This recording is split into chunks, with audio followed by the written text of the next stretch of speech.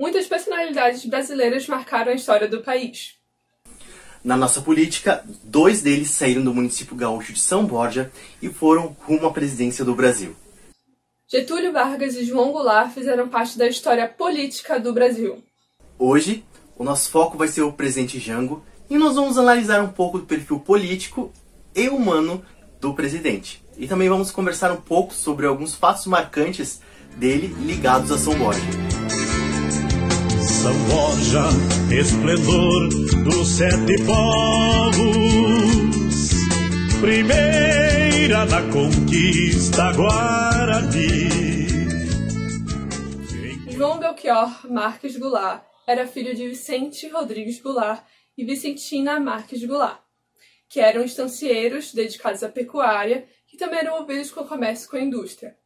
João Goulart passou a infância na fazenda da família, onde terminou o estudo primário e criou gosto pela vida no campo.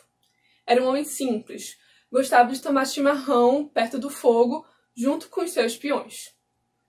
Depois que Jango obteve a sua formação no curso de Direito, ele acabou optando por não seguir trabalhando nessa área e ele preferiu auxiliar o pai dele nas administrações da família, mais especificamente nos cuidados com as fazendas.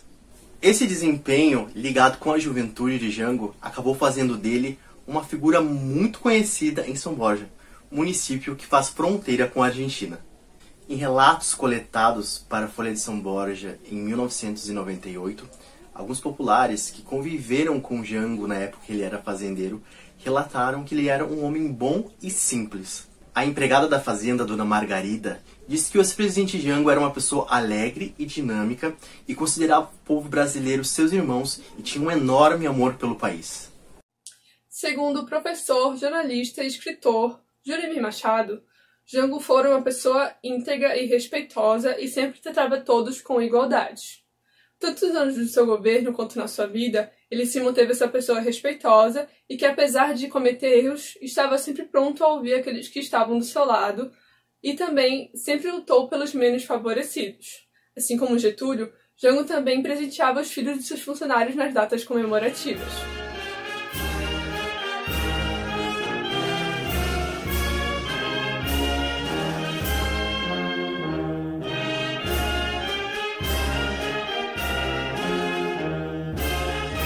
João Goulart foi um político brasileiro e foi o 24º presidente do Brasil entre os anos de 1961 e 1964. Ele nasceu no dia 1º de março de 1919, em São Borja, Rio Grande do Sul, a mesma cidade que nasceu o também presidente Getúlio Vargas. Antes de assumir a presidência, Jango foi vice-presidente 2 vezes. A primeira, do JK, em 1955, e a segunda vez ele foi vice-presidente do Jânio Quadros, em 1960. 25 de agosto de 1961, Jango estava na China. O então presidente Jânio Quadros renunciou ao seu cargo. Constitucionalmente, quem deveria ficar em seu lugar seria o próprio Jango. Porém, acusado de ser comunista, foi vetado pelos militares de assumir o cargo. Houve greves e montins em favorecimento da sua posse em todo o país. Após 12 dias de ameaça de guerra civil, o presidente Jango chegou ao poder, depois que o Congresso Nacional instituiu o sistema parlamentarista no Brasil, assim limitando o poder do presidente. O governo parlamentar durou cerca de 14 meses e terminou com um plebiscito, onde a população decidiu retornar ao sistema presidencialista.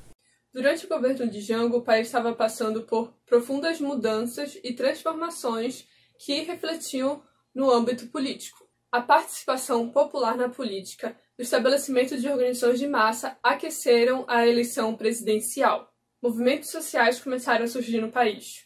Os sindicatos aumentaram exponencialmente e começaram a surgir movimentos estudantis dos trabalhadores e de fazendeiros. As massas populares exigiam um aprofundamento das leis trabalhistas e sociais, além das reformas estruturais.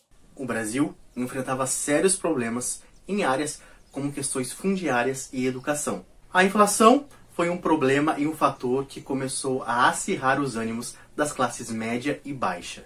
Em termos de política externa, o país continuou a seguir uma política externa independente, sem obedecer aos interesses dos americanos ou da União Soviética. A fase presidencialista de Jango foi marcada pelos debates provocados pelo governo para a implementação da reforma agrária, tributária, bancária e educacional no país. O objetivo era eliminar a desigualdade e abrir caminho para a expansão do desenvolvimento nacional. Isso porque, na Constituição de 1946, estipula que a reforma só pode ser com a compensação monetária de terras desapropriadas. No que diz respeito ao governo, eles estavam tentando criar uma emenda constitucional que compensasse aqueles que renovaram o título da dívida pública por conta da inflação. As negociações para a reforma agrária acabaram com o governo e fizeram com que Jango perdesse a sua base de apoio. Além das conspirações norte-americanas que não aceitavam que o governo adotasse uma política externa independente. Nesses acontecimentos, Jango começou a enfraquecer na presidência. Em setembro de 1963, os militares se revoltaram e encenaram a rebelião dos sargentos, incluindo 600 soldados que invadiram e ocuparam alguns prédios do governo. Em 1964, a situação do país continuava péssima. Grupos que conspiravam contra Jango tinham estratégias avançadas para a derrubada do governo. Na virada de 31 de março para 1º de abril de 1964, houve um levante militar em Juiz de Fora. Os soldados foram marchando até o Rio de Janeiro e ocuparam a cidade, mas não houve resistência do governo. Jango foi instado a resistir, porém recusou-se para evitar uma guerra civil. Em 2 de abril de 1964, o golpe foi completo. Poucos dias depois, o ato institucional número 1, promulgada com Humberto Castelo Branco como presidente, deu início a 21 anos da ditadura militar. João Goulart era sinônimo de mudança. A grande contribuição de Jango para a democracia brasileira foi colocar frente a frente empregados e patrões para a construção de alternativas, de melhores condições de vida e de incentivo para o nacional desenvolvimento. Para o filho do ex-presidente, João Vicente, Jango caiu porque suas reformas estavam à frente do seu tempo.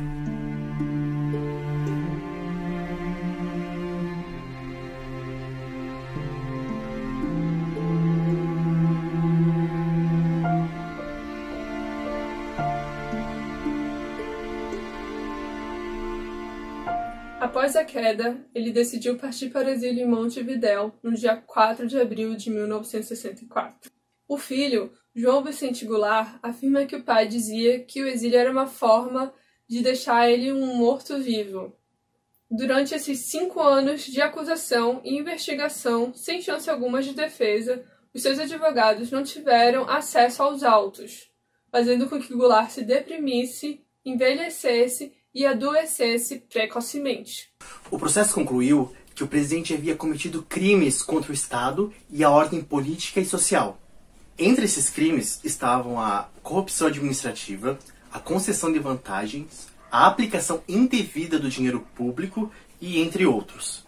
A história de Jango teve fim em Mercedes, na Argentina, em dezembro de 1976, quando ele tinha 57 anos e ele veio a ter um ataque no coração. A família de Jango contestou essa versão original e acreditou que ele tinha sido envenenado, vítima de um crime político. Após 37 anos da morte de Jango, alguns exames toxicológicos foram realizados e não foram encontrados nenhum vestígio de veneno que tenha causado a morte do ex-presidente. Em 6 de dezembro de 2013, os restos mortais de Jango eles foram devolvidos ao jazigo da família em São Borja.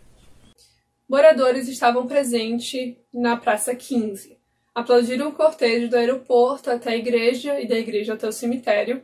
No templo cantaram o hino nacional e o hino da independência. O seu filho, João Vicente Goulart, disse que a família estava retornando seus restos mortais para o seu povo e para a sua cidade. A então ministra da Secretaria de Direitos Humanos da Presidência da República, Maria do Rosário, afirmou que estava cumprindo com um dever com a família de João Goulart e também com a comunidade de São Borja, do Rio Grande do Sul. Pelas calçadas, fazem biscates pelos mercados, pelas esquinas, carregam lixo, vendem revistas, juntam baganas, e são pingentes nas avenidas da capital. Terra de Jango, São Borja o recebeu após a sua morte e lá ele foi eternizado. Como já contamos, o enterro de Jango comoveu a cidade natal, demonstrando o afeto da população. A ligação de João Goulart manteve-se com o município após o ocorrido. Na entrada da cidade encontra-se a frase "Bem-vindo a São Borja, terra dos presidentes". Sua foto está juntamente com a de Getúlio Vargas. Além disso, a casa onde Jango e sua família moravam se tornou um ponto histórico e turístico para o povo são-borgense e também para os seus visitantes. Construída em 1927, a casa foi doada para o município e foi restaurada e hoje é o Memorial Casa João Goulart. No local, há fotografias e objetos pessoais de Jango que estavam no Museu da República e também no Instituto João Goulart. Até hoje, a memória de Jango não está tão somente na população são-borgense, mas de todo o Brasil.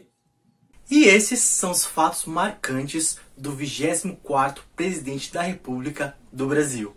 Com este compilado de Jango, nos despedimos da cadeira de comunicação e fronteira. Sopram ventos desgarrados, carregados de saudade, viram